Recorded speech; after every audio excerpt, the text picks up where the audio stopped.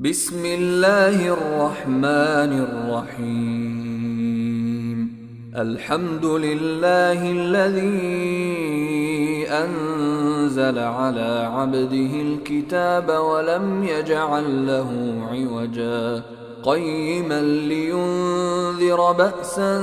شديدا من لدنه ويبشر المؤمنين الذين يعملون الصالحات أن لهم أجرا حسنا ماكثين فيه أبدا وينذر الذين قالوا اتخذ الله ولدا ما لهم به من علم ولا لآبائهم كبرت كلمة تخرج من أفواههم إن يقولون إلا كذبا فلعلك باخع نفسك على آثارهم إن لم يؤمنوا بهذا الحديث أسفا إنا جعلنا ما على الأرض زينة لها لنبلوهم أيهم أحسن عملا وإنا لجاعلون ما عليها صعيدا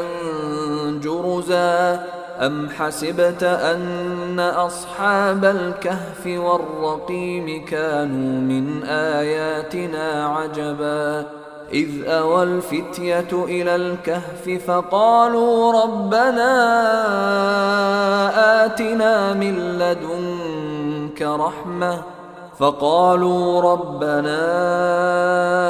آتنا من لدنك رحمة وهيئ لنا من أمرنا رشدا فضربنا على آذانهم في الكهف سنين عددا ثم بعثناهم لنعلم أي الحزبين أحصى لما لبثوا أمدا نحن نقص عليك نبأهم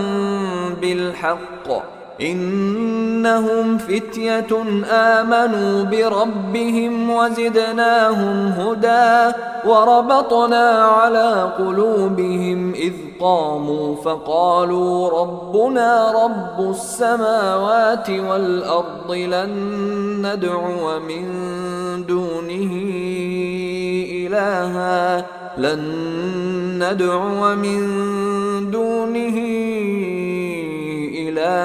لقد قلنا إذا شططا هؤلاء قومنا اتخذوا من دونه آلهة لولا يأتون عليهم بسلطان بين فمن أظلم ممن افترى على الله كذبا وإذ اعتزلتموهم وما يعبدون إلا الله فأووا إلى الكهف ينشر لكم ربكم من رحمته ويهيئ لكم من أمركم